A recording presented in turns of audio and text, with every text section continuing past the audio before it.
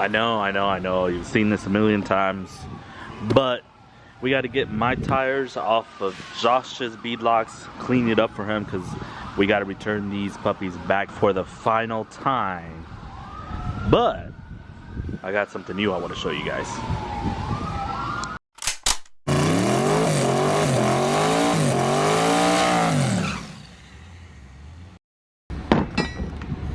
Josh's Beadlocks, the new Beadlocks. That's right, we finally stepped up our game and we've got some new Beadlocks installed into original weld wheels that we've had.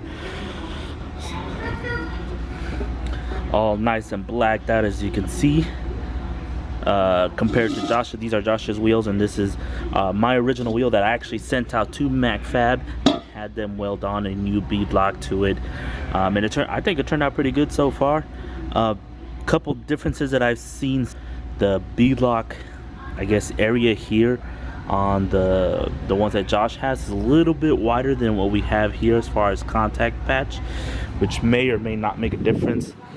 And the one thing I don't like about the rings, great design, but on the back where it squishes the other, where it pinches the other side of the tire, it's smooth. It doesn't have the little edges like Josh's beadlock.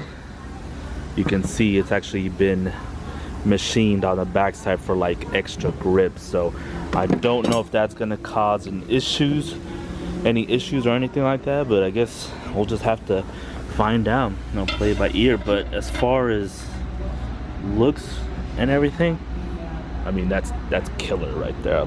I like that.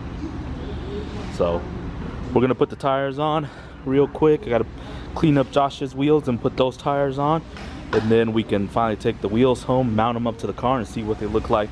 But I am super excited.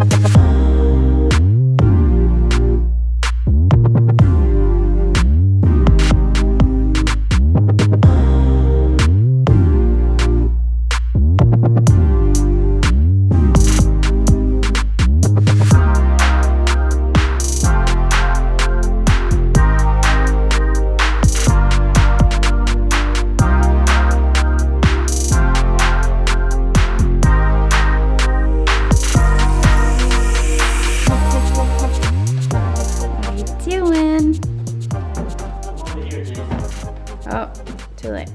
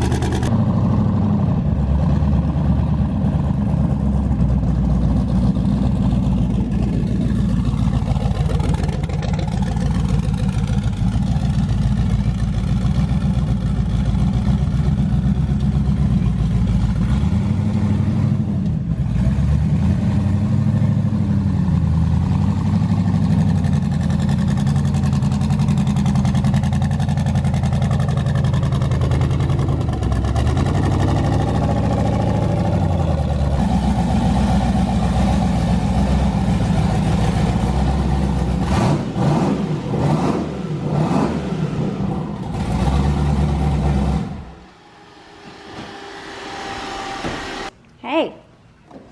Hi. Hi. Hey, Jace. Did you have fun? Yeah. Yep, check it out. Beadlock finally on the bullet. We finally got our very own beadlock that we don't have to borrow. Big shout out to my buddy Josh, who's let us borrow his wheels that are beadlocked all this time in order to make some killer passes. All those 7-second passes that I made were actually on his wheel.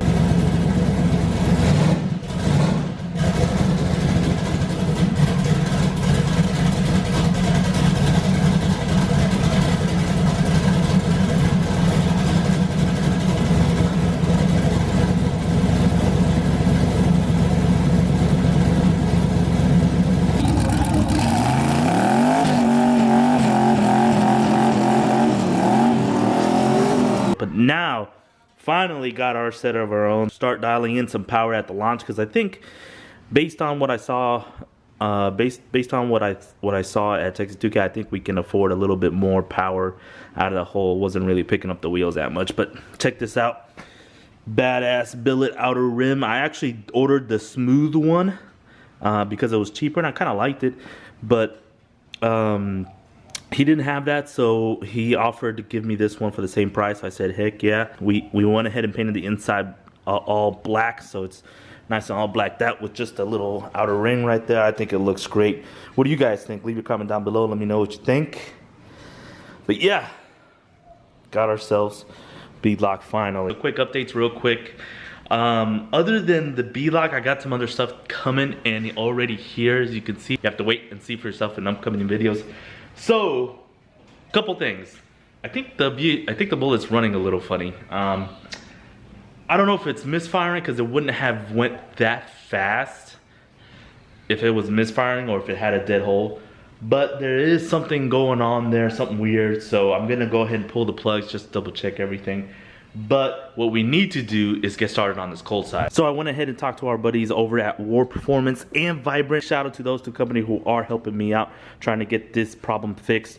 We're gonna go ahead and redo the whole cold side to make it a little more efficient. Went ahead and got a new throttle body along with a new coupler, and we are going to basically start over from the top of start over from the turbo housing there, get a V-band, make another cold side going into the bottom of the cooler. Same thing up here, get a V-band and make our little kind of the same junction piece that we've had going on.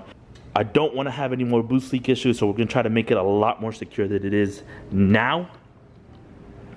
And hopefully that will cure our low boost, our under boosting problems, because I need to be able to see at least 30 this year, if not 35, 36 pounds. For the next couple events, I just want to be able to see 30, and that's what we're going to try to shoot for.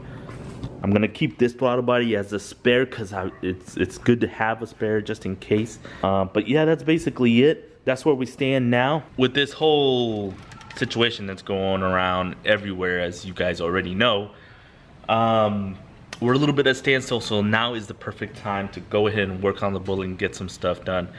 I'm trying to shoot for May 2nd, Street Car Takeover in San Antonio. We're going to try to shoot and mate that. Hopefully it's still on at that time. We'll have to see what happens from now until then. But that's what we're going to try to shoot for. That does give us some time to get some things done, like the cold side.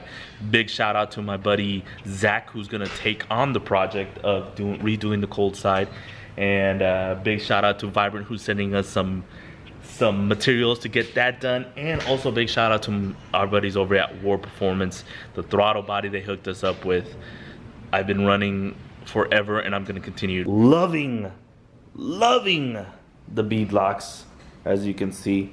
But yes, that's it for now, and we're gonna start getting to some work. Oh, and one more thing, I finally bought a big old LED bar light that I can use when I'm wrenching at the house, because even though I have these nice LEDs overhead, it always seems to be a problem when I'm actually wrenching on the car, especially underneath the car. But yeah, that's going away.